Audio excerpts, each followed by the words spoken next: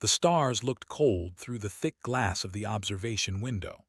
They always did out here in the outer rim, far from the warm glow of colony worlds and busy trade routes. The cargo vessel Pale Horizon drifted through this emptiness like a small fish in a very large ocean. Captain Hana stood on the bridge, her four arms folded across her chest as she watched the endless darkness ahead. She was a Velari, tall and graceful, with pale blue skin that seemed to shimmer under the ship's dim lights. Her species was known throughout the galaxy for their calm nature and love of peace. They made excellent traders and terrible soldiers. This suited Hana just fine.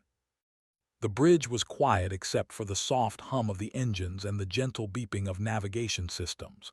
Wu sat at his station, his large reflective eyes scanning the star charts with nervous energy. He was young for a Kurath, barely past his first century, and everything still scared him a little.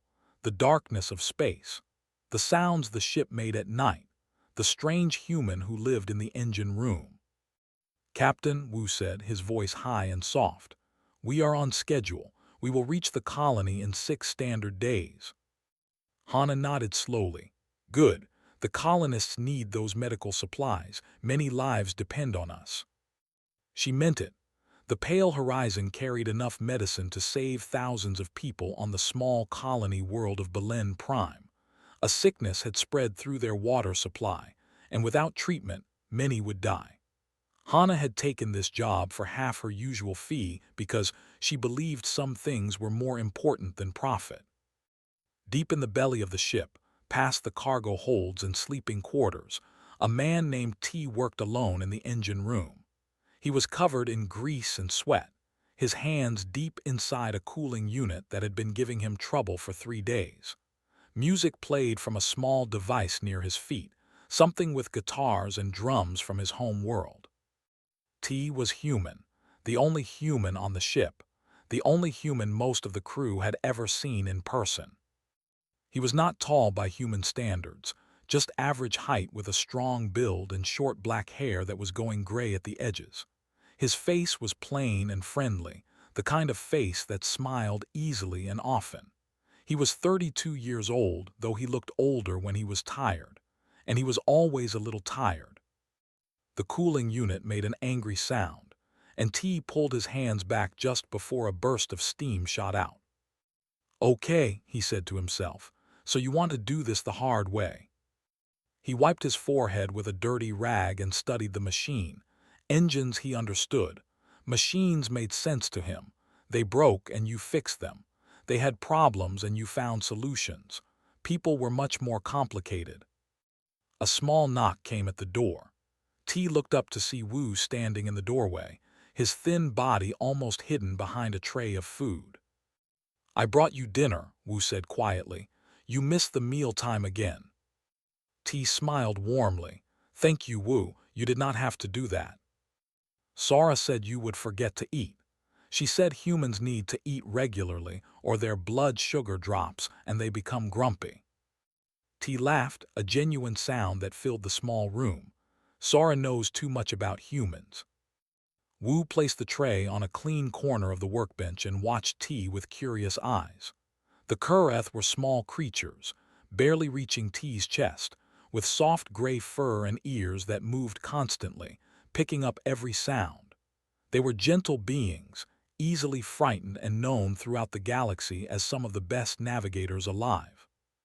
"T," Wu said carefully, "can I ask you something?" "Of course." "What is Earth like?" T stopped working and leaned against the wall. This question came often. Everyone wanted to know about the human home world, that strange blue planet on the other side of the galaxy. "Earth is beautiful," T said softly. "It has great oceans of water, so big you cannot see the other side. It has mountains that touch the clouds and forests so thick the sunlight cannot reach the ground. It has deserts and ice fields and everything in between." Wu's ears perked up. "And the humans, there are billions of them." 8 billion when I left, maybe more now." Wu could not imagine such a number. His entire species numbered only a few 100 million across all their worlds. The idea of billions of beings on one planet seemed impossible. Are they all like you? Wu asked. T thought about this. In some ways, in other ways we are all very different, we look different, we believe different things, we fight with each other sometimes. But you left. Yes, I got tired. T picked up a tool and returned to his work. I served in the military for a long time. I saw things I wish I could forget. When my service ended, I decided I wanted to be somewhere quiet, somewhere peaceful, so I fixed ships instead of fighting wars. Wu moved closer. Is it true what they say about humans? T raised an eyebrow. What do they say? That you are dangerous, that you conquered half the galaxy in less than a century, that you never stop fighting until you win. T was quiet for a long moment. Then he smiled, but it was a different kind of smile, sadder somehow. Humans are complicated, he said finally. We can be kind. We can build beautiful things and help those in need. But yes, when we have to fight, we do not stop easily. It is in our nature.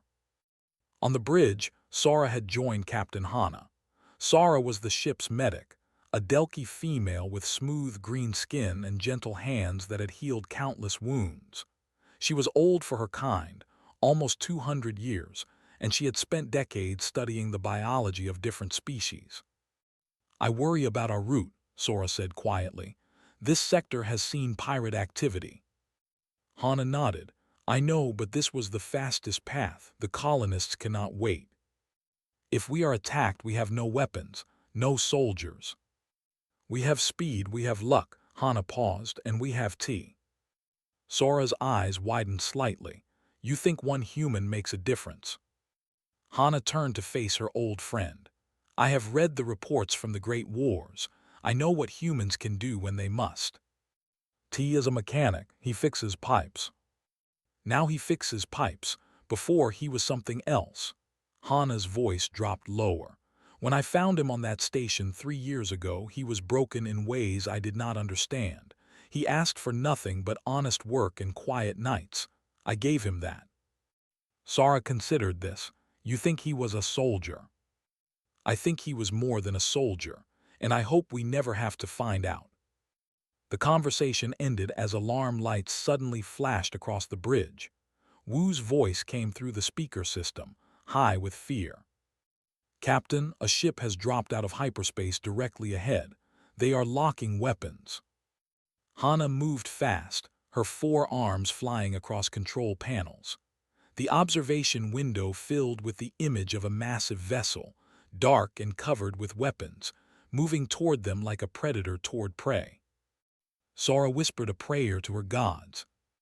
In the engine room, T heard the alarms. He put down his tools and wiped his hands clean. His face changed just slightly. The friendly smile faded. His eyes became focused and still. He had seen this before, many times. Here we go again, he said softly. And somewhere deep inside him, something old and dangerous began to wake up. The pirate vessel Iron Fang was a monster of metal and fire. It was 3 times the size of the pale horizon, covered in armor and weapons that gleamed under the cold light of distant stars.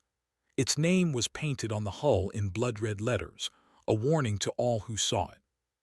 Captain D stood on his bridge and smiled with teeth like knives. He was a Gorath, one of the most feared species in the galaxy. His body was massive, covered in thick gray scales that could stop most blades. His arms were as thick as tree trunks, and his eyes burned with cruel intelligence. Lock the tractor beams, he ordered. They have nowhere to run. His second-in-command, a thin Gorath named Jin, worked the controls with quick fingers. Blue light shot from the Iron Fang and wrapped around the small cargo ship, holding it in place like an insect in a web. They are ours, Jin said without emotion. No weapons detected, minimal crew, easy prey. D laughed a deep and ugly sound. Open a channel, let me speak to these fools. On the pale horizon, Captain Hana watched the massive ship fill her viewing window. Her heart's beat fast, but her face remained calm. A Velari captain did not show fear, even when fear was all she felt. The communication screen flickered to life, showing Dee's horrible face. His smile grew wider when he saw Hana. "Greetings, little merchant," he said. "I am Captain D of the Iron Fang. You are carrying medical supplies worth a fortune. I want them. Give them to me and your crew may live. Fight me and everyone dies. The choice is simple." Hana's 4 hands gripped the edges of her captain's chair. Behind her, Sora trembled. Wu had gone completely still, his large eyes wet with terror. "We are a humanitarian mission," Hana said, keeping her voice steady. "These supplies are meant for sick colonists. Children will die without this medicine." Dee shrugged his massive shoulders. "Children die every day. This is not my problem. Your cargo is valuable. That is my problem. Please, there must be another way." "There is no other way. Surrender now or I will tear your ship apart and take what I want from the wreckage." Hana closed her eyes. She thought of her crew. She thought of the colonists who needed help. She thought of all the choices that had led her to this moment. When she opened her eyes again, they were filled with sadness but also acceptance. "We will not fight," she said. "Come aboard, take what you want. Just leave my crew unharmed." Dee's smile became even wider. "A wise decision. Prepare to be boarded." The screen went dark. Sora moved to Hana's side, her voice shaking. "Captain, we cannot just give up. The colonists will receive nothing if we are all dead." Hana stood from her chair. "Tell the crew to cooperate. No resistance. No heroes. We survive today and find another way tomorrow." As Sora left to spread the word, Hana touched a button on her console. Her voice echoed through the entire ship. "Attention all crew, we are being boarded by pirates. Do not resist. Stay calm, let them take what they want." In the engine room, T listened to the announcement. He did not move. He did not speak. He simply stood there, his eyes fixed on nothing, his mind working through possibilities. Moments later, the pirates arrived. They came through the airlock like a flood of violence. 20 Gorath soldiers in heavy armor, carrying weapons that could tear through walls. They moved through the corridors of the pale horizon with brutal efficiency, shoving crew members aside, breaking doors, destroying anything that got in their way. Captain D walked at the front, his boots echoing against the metal floor. Jin stayed close behind him, scanning everything with cold, calculating eyes.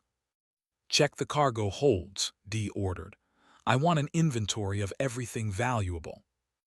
His soldiers spread out, their heavy footsteps shaking the ship.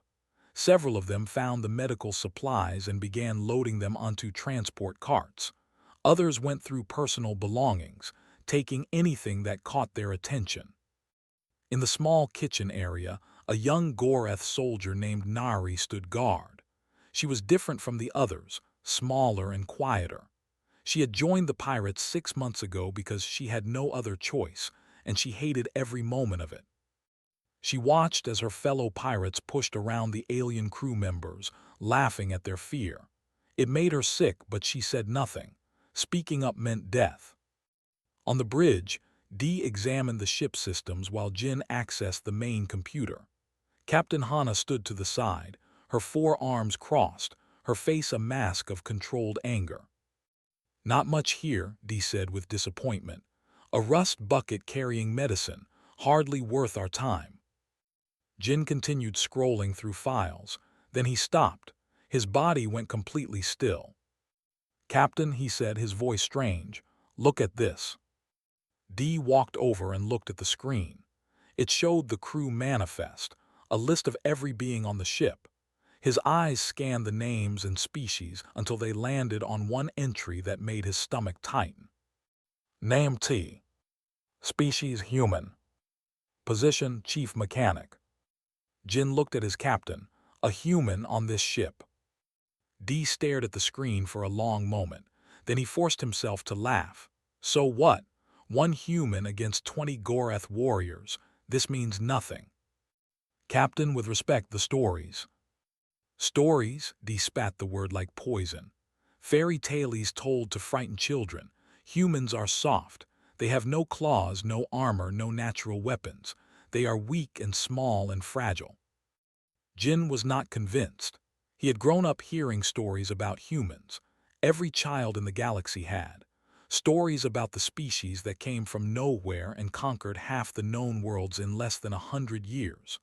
Stories about soldiers who would not die, about warriors who felt no pain, about a species that had turned the act of war into something like art. I think we should be careful, Jin said quietly. Dee grabbed Jin by the throat and lifted him off the ground. Are you afraid? Are you a coward?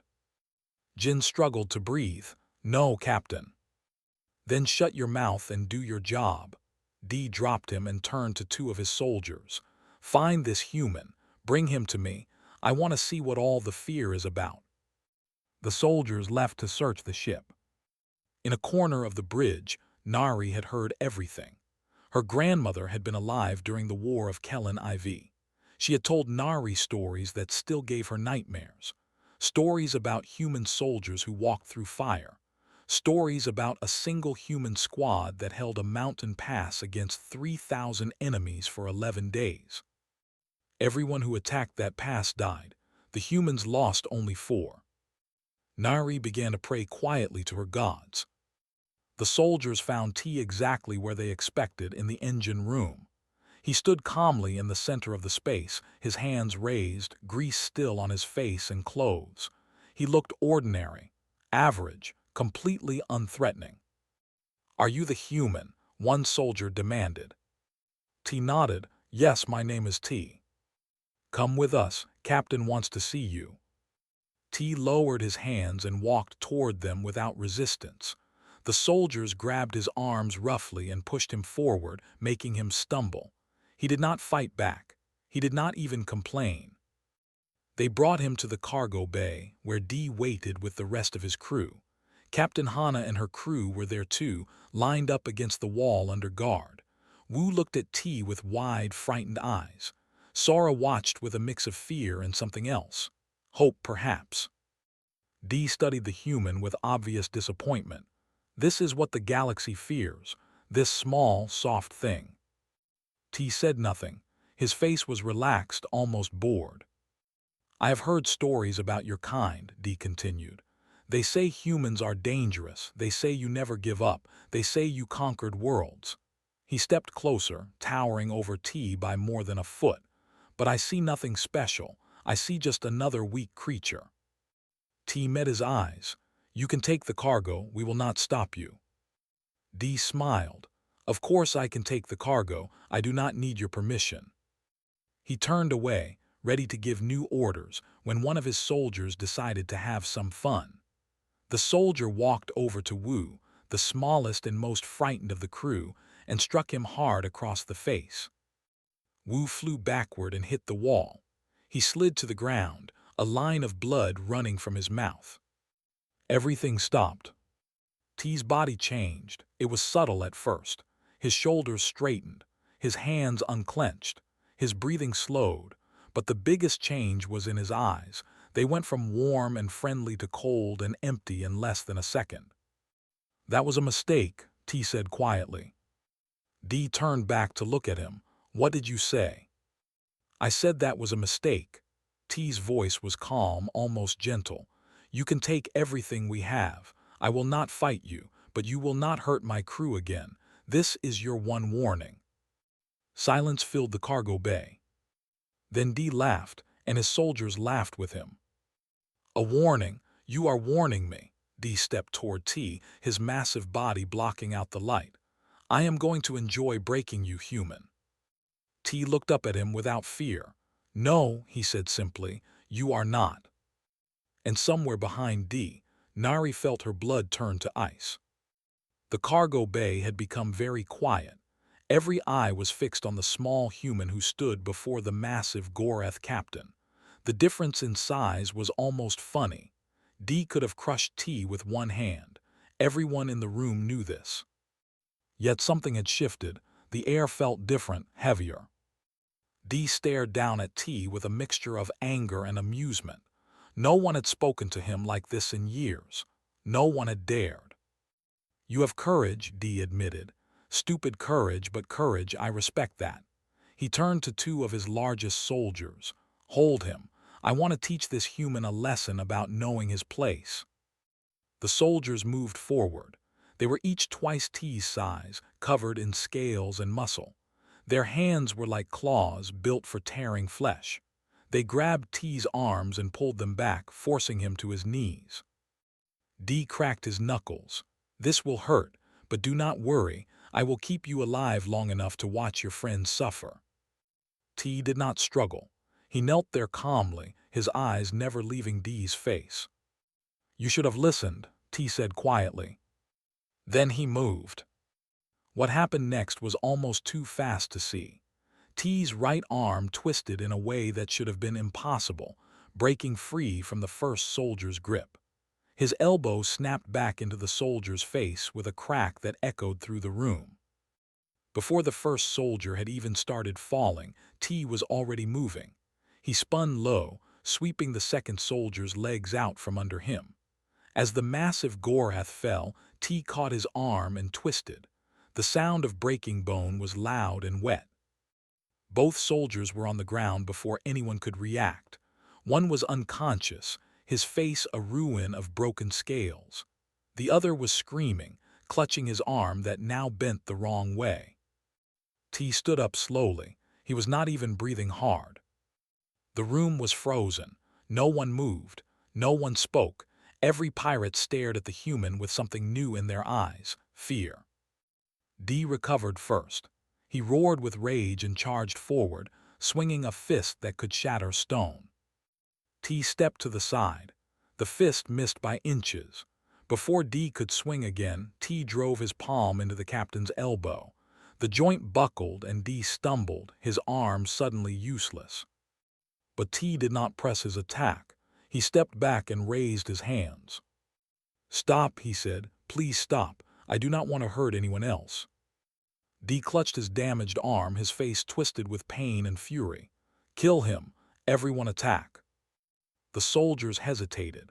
They had just watched two of their best fighters fall in less than 5 seconds. The human had not even used a weapon.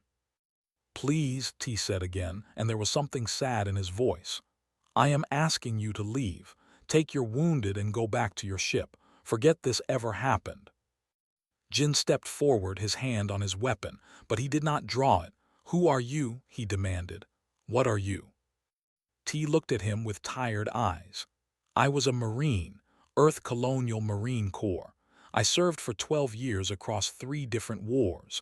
I have seen things that would break most minds. I have done things that still give me nightmares." He paused and his voice dropped lower. "I retired because I was tired of killing. I came out here to find peace. I fix engines now. I tell bad jokes. I try to be kind." His gaze hardened. "But I have not forgotten what I am, what I can do, and if you force me to become that thing again, none of you will leave this ship alive." Silence. Captain Hana watched from against the wall, her 4 hands pressed to her mouth. She had suspected T was more than he appeared, but this was beyond anything she had imagined. Wu sat on the floor, blood still dripping from his lip, but his eyes were wide with wonder instead of fear. His friend T, the gentle man who told stories about oceans and forests, was something else entirely. Sora understood now why human biology had always fascinated and frightened her. She had read about adrenaline, the chemical that humans produced in moments of danger. It increased their strength, their speed, their ability to ignore pain. Other species had similar responses, but none as powerful as humans. And humans could control it. They could summon that power whenever they needed it. Nari stepped forward from the group of pirates. Her voice was shaking, but she spoke anyway. "He is telling the truth," she said. "My grandmother was at Kellen IV. She told me stories. The humans would not die. You could shoot them, stab them, break their bones. They kept coming, they kept fighting. They never stopped." "Shut up," Dee shouted. "No," Nari's voice grew stronger. "She said they walked through fire. She said they fought for days without sleep or food. She said they were like demons. And when they finally won, when everyone else was dead, they sat down and cried for their enemies. Because humans feel everything. Pain, fear, sadness. They feel it all and they fight anyway.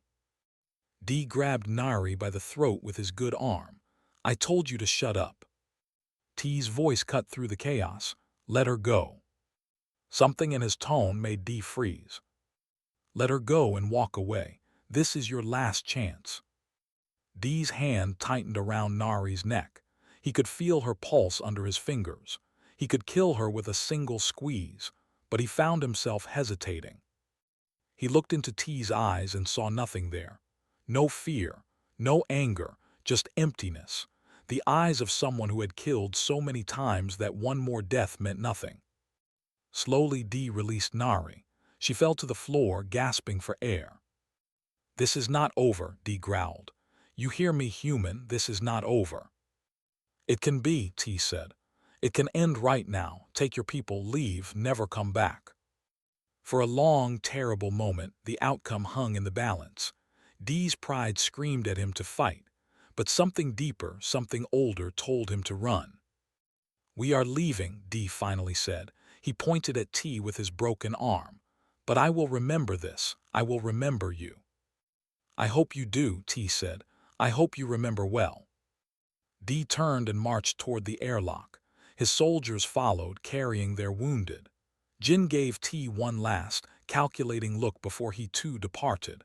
Only Nari hesitated. She looked at T with something like gratitude. Thank you, she whispered. T nodded slightly. Be careful, choose your path wisely. Then she was gone, following the others back to the Iron Fang. The moment the airlock sealed, the tension broke. Wu burst into tears and ran to T, wrapping his small arms around the human's waist. T gently patted his head. It is okay, T said softly. We are safe now. Captain Hana approached slowly. Her face was unreadable. T, she said, why did you never tell me? He looked at her with sad eyes. Because I did not want to be that person anymore. I wanted to be someone else, someone better. You were a soldier. I was a killer. The word came out heavy and dark. I was very good at it. The best, some said. They gave me medals and called me a hero, but heroes do not dream about the faces of everyone they have killed. Sara moved to check T's hands. They were shaking slightly, though his face remained calm. Adrenaline, she said quietly. Your body is still in combat mode. It will pass, T said. It always passes. Hana looked toward the viewport where the Iron Fang was still visible. Will they leave, truly leave? T's expression grew troubled. I hope so, but Dee's pride is wounded. Men like him do not accept defeat easily. What do we do if they come back? T was quiet for a moment. When he spoke, his voice was soft but certain. Then I will do what I have to do, what I have always done. He looked at his shaking hands. But I hope it does not come to that. I have spent 3 years trying to become something other than a weapon. I do not want to go backward. Wu looked up at him. You are not a weapon, T. You are my friend. Something in T's face softened. The coldness in his eyes faded, replaced by warmth. Thank you, Wu. You are my friend too. But even as he said the words, T knew the truth. The Iron Fang had not gone far. D was out there, wounded and angry, making plans. This was not over. It was only beginning.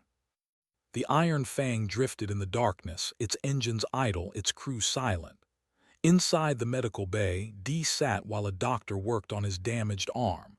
The bone was cracked, the joint badly bruised. It would heal, but it would take time. D did not care about the pain. He cared only about the humiliation. Jin entered the room carefully. He could see the rage burning in his captain's eyes and knew that one wrong word could mean death. Captain, Jin said slowly, the crew is unsettled. They are talking about leaving, about finding easier targets. D slammed his good fist against the table, making everything shake. Cowards, all of them cowards. They are scared the human is just one man, Dee roared. One small, soft, pathetic human, and we are 20 Goreth warriors, the most feared fighters in the Outer Rim. Jin said nothing. He had seen what that one small human had done. He had seen two of their best soldiers fall in seconds. He had seen his captain, the strongest Goreth he had ever known, beaten like a child. Dee stood up, pushing the doctor away. I will not run from this. I will not be made a fool. We are going back. We will kill the human and take everything. Captain, perhaps we should think about this. I have thought. Dee grabbed Jin by the collar and pulled him close. I have thought about nothing else. That human made me look weak in front of my own crew. If I run now, I am finished. Every pirate in the sector will know that Captain D ran from one human. My reputation, my power, everything will be gone. Jin understood. In the world of pirates, reputation was everything. Fear kept crews loyal and targets compliant. Without fear, D was nothing. What are your orders? Jin asked. Gather every soldier we have, full armor, heavy weapons. We hit them hard and fast, no talking, no warnings. We go straight for the human and put him down. Jin hesitated, and if he fights? Dee's smile was cruel and broken. Then we learn if humans really can survive being shot 100 times. In a dark corner of the ship, Nari sat alone. She had accessed the ship's database using a stolen code, and now she scrolled through classified files about humans.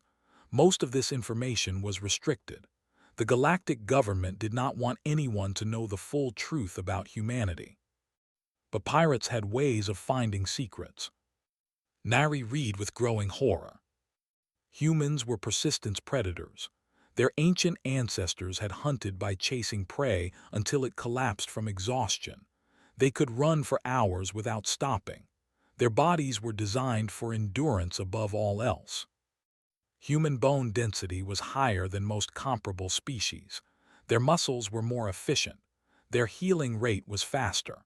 A wound that would kill most aliens would only slow a human down. She kept reading. Humans produce adrenaline in response to danger. This hormone increases strength, speed, and pain tolerance by significant margins. Some humans can enter a state called hysterical strength, where they become capable of physical feats normally impossible. There was more: historical records, battle reports, accounts from survivors. During the War of Kellen IV, a wounded human soldier walked 40 kilometers with a shattered leg to deliver a warning message. He died 3 minutes after completing his mission. During the siege of New Manila, a single human platoon held a bridge against 3,000 enemy soldiers for 72 hours. When reinforcements arrived, only 4 humans were still alive. The enemy had lost over 2,000. During the Battle of Reach Station, a human commander was shot 17 times and continued giving orders for another hour before finally collapsing. Nari closed the file. Her hands were shaking. She thought about the human on the pale horizon, the gentle mechanic who fixed pipes and told jokes, the man who had defeated 2 Goreth soldiers in 5 seconds and then asked them to please leave. She thought about what would happen when D attacked again. And she was afraid. On the pale horizon, T stood alone in the engine room. The rest of the crew was on the bridge, watching the iron fang on their sensors. Everyone knew the pirates had not left. They were circling like sharks, waiting for the right moment. T knew what was coming. He had seen it many times before. Men like D did not know how to accept defeat. They would keep attacking until they won or until they were destroyed. There would be no peaceful solution. Hana's voice came through the speaker. T, they are moving. They are coming back. I know, T said. Seal the bridge, keep everyone inside, lock every door between here and there. What are you going to do? T picked up a metal pipe and tested its weight. What I was trained to do. T, there are too many, even for you. Let me try to talk to them again. There is no more talking, Captain. T's voice was calm and certain. They want blood. The only question is whose blood it will be. He moved to the door and stopped. Hana, whatever happens, do not open the bridge doors. No matter what you see, no matter what you hear, promise me. There was silence on the other end. Then Hana's voice, thick with emotion. I promise. Thank you for everything, for giving me a chance to be something other than what I was. T. He turned off the speaker. The pirates came through the airlock like a storm. 30 of them this time, every soldier D had. They wore full armor and carried weapons meant for destroying walls, not people. D led them, his damaged arm wrapped in a support brace. Jin walked beside him, his face a mask of focus. Find the human, D ordered, kill on sight. They moved through the corridors in groups, sweeping every room. The ship was dark, emergency lights only. The main power had been cut. He is playing games, Jin said quietly. Let him play, D growled. There is nowhere to hide. The first group of soldiers reached the cargo bay. The door was open. They moved inside, weapons ready. The lights flickered once. Then there were screams. D and Jin ran toward the sound. When they arrived, they found 3 soldiers on the ground. 2 were unconscious. 1 was alive but barely, his armor cracked open like an egg. What happened? D demanded. The wounded soldier's eyes were wide with terror. He came from above, from the ceiling. We never saw him. Jin looked up. The ceiling was a maze of pipes and cables, dark and full of shadows. He knows this ship, every corner of it. More screams came from somewhere deeper in the vessel. D split his forces, sending teams in different directions. Reports came back quickly, each one worse than the last. 5 soldiers down in the engine room. 3 more in the crew quarters. 2 in the storage area. They never saw him. He appeared from nowhere, struck like lightning, and vanished before anyone could respond. Jin found one of the wounded soldiers crawling toward the airlock. His face was pale, his eyes empty. He is not human, the soldier gasped. He is a demon, a ghost.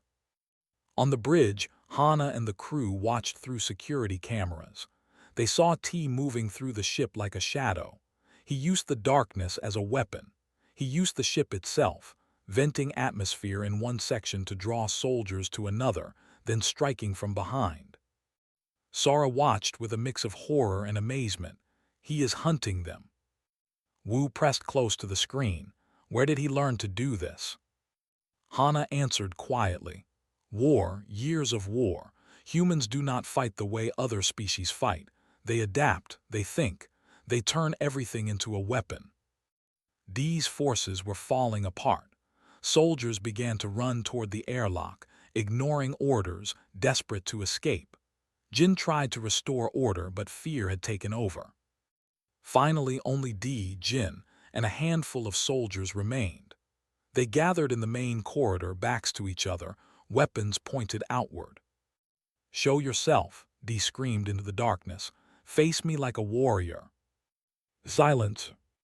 Then T's voice came from everywhere and nowhere.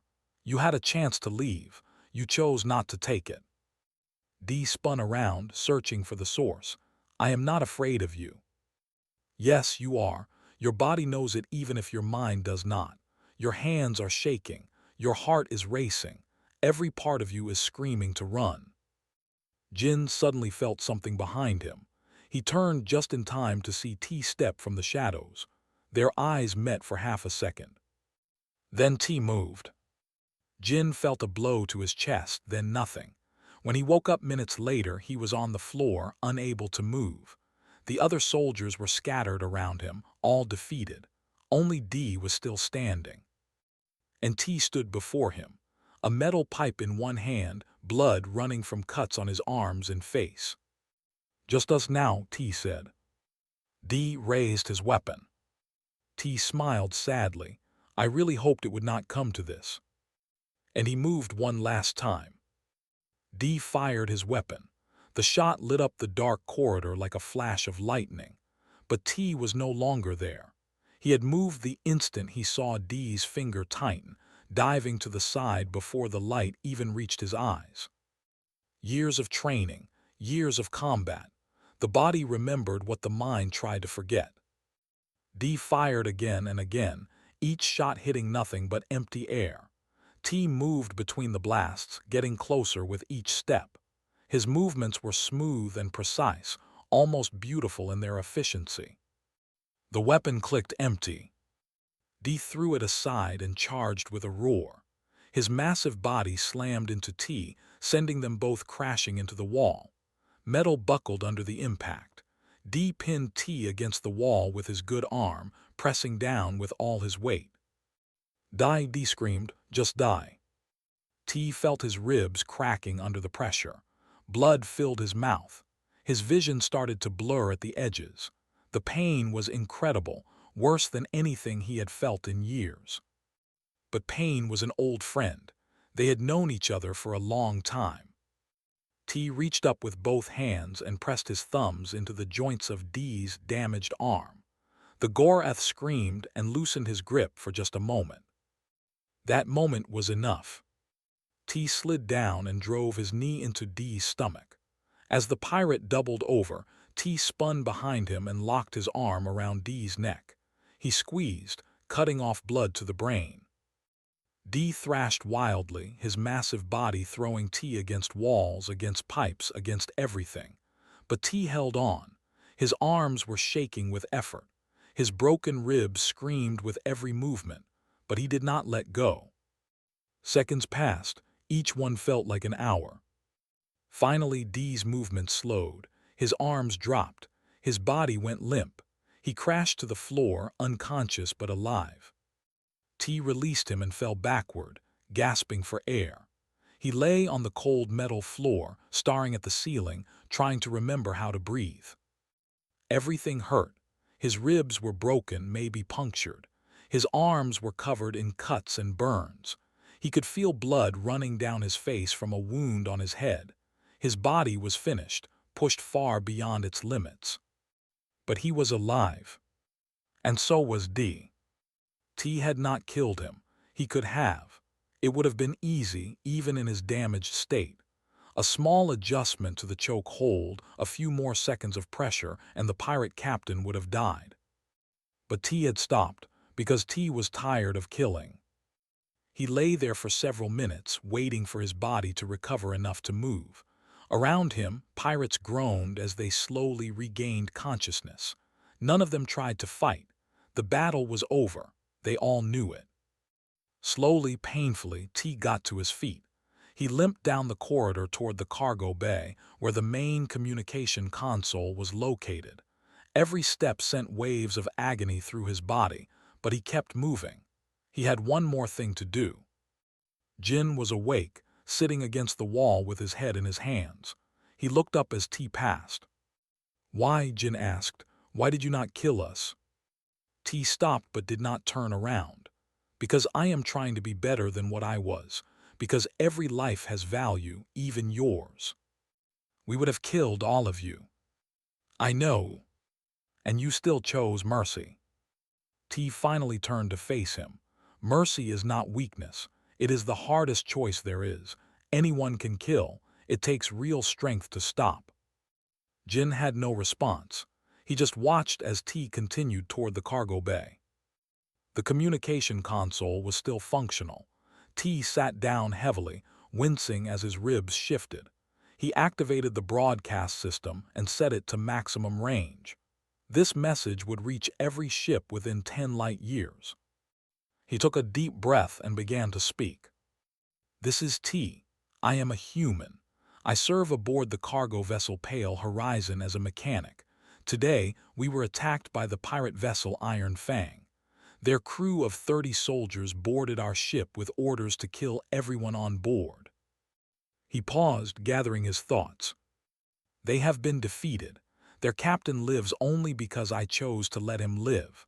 Their soldiers will return to their ship with injuries, but they will return. I could have killed them all. I chose not to." Another pause. When he spoke again, his voice was harder. I am broadcasting our ship's registration and flight path so that everyone can hear this message. I am not a soldier anymore. I do not want to fight. I want to live in peace, to fix engines and watch stars and be left alone. He leaned closer to the microphone. But I will protect my crew. I will protect my ship.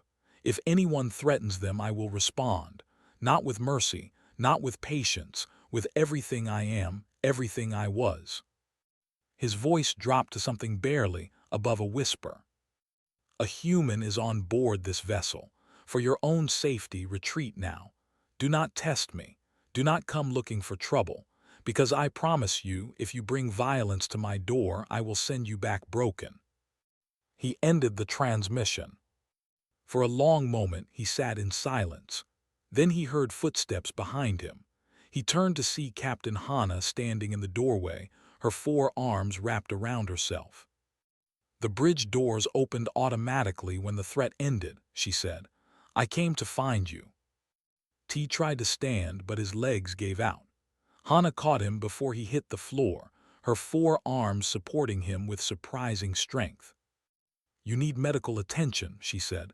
Sara is on her way. I will be fine.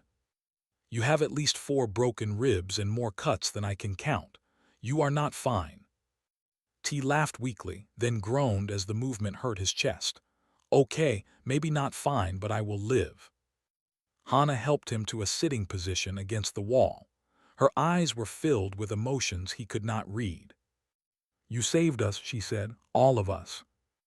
I did what was necessary. It was more than that. She knelt beside him.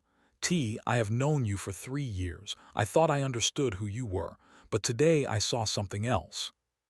Something that scared you. Hana shook her head. Something that amazed me. You could have killed them, every single one. It would have been easy for you, but you held back. You controlled yourself even in the middle of violence and chaos. T looked at his bloodied hands. I have spent 3 years trying to bury the killer inside me. Today I had to let him out. I do not know if I can put him back. You already did. Hana touched his shoulder gently.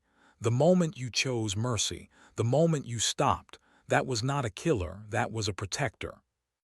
Before T could respond, Wu came running into the cargo bay. The small Kureth saw T and immediately burst into tears, rushing forward to throw his arms around the human. Careful, T said with a pained smile. Broken ribs. Wu loosened his grip but did not let go. I was so scared. I watched on the screens. You were amazing, but I was so scared you would die. I am not that easy to kill. Sara arrived next, her medical kit in hand. She took one look at T and her face went pale. Humans, she muttered as she began examining his wounds. Impossible species. These injuries should have you unconscious. Adrenaline, T said. It is wearing off now. I will probably pass out soon. You should already be unconscious. I have always been stubborn. The Iron Fang departed an hour later. Jin had taken command after D was too injured to lead. Before leaving, he broadcast a short message to the pale horizon. Human, this is not forgotten, but it is over. We will not return. T was lying in the medical bay when he heard it. He closed his eyes and let out a long breath. Days passed. T healed slowly, his body repairing damage that would have killed most beings. The pale horizon continued its journey and eventually delivered its medical supplies to the colony on Belen Prime. Thousands of lives were saved. T stood on the planet's surface, watching the colonists receive their medicine. Children who would have died were now laughing and playing. Parents who had been preparing for funerals were instead preparing for futures. Wu stood beside him. You made this possible by stopping the pirates. T shook his head. Everyone made this possible, the captain, the crew, all of you. But you fought. Fighting is the easy part. T put a hand on Wu's shoulder. Living is harder, building things instead of destroying them. That is the real challenge. They returned to the ship that evening. As the pale horizon lifted off, T went back to the engine room. There was a coolant leak that had been bothering him for weeks. He picked up his tools and got to work. The music played from his small device. The engine hummed its familiar song. Everything was as it had been before. But not quite. Throughout the Outer Rim, pirates listened to their communication channels and heard stories about the Pale Horizon. Stories about the human mechanic who had defeated an entire crew of Gorath warriors alone. On a small station near the edge of known space, Nari listened to those stories. She had left the Iron Fang after the battle, unable to continue that life. She was looking for honest work now, trying to become something better. She thought about the human who had spared her life, who had told her to choose her path wisely. She was trying. And across the darkness of space, cargo vessels began adding new notations to their crew manifests. Small notes that meant nothing to most observers. Human on board. Some ships flew safer routes. Others hired their own humans. The word spread quietly but surely. Humans were not just another species. They were something else entirely. Not monsters, not demons. Protectors, survivors, beings who would never stop fighting for those they loved. T knew none of this. He was focused on his coolant leak, humming along to his music, thinking about what to have for dinner. He was just a mechanic, just a man who wanted peace. And somewhere deep inside him, the soldier slept, content for now to remain buried, but ready, if needed, to wake again.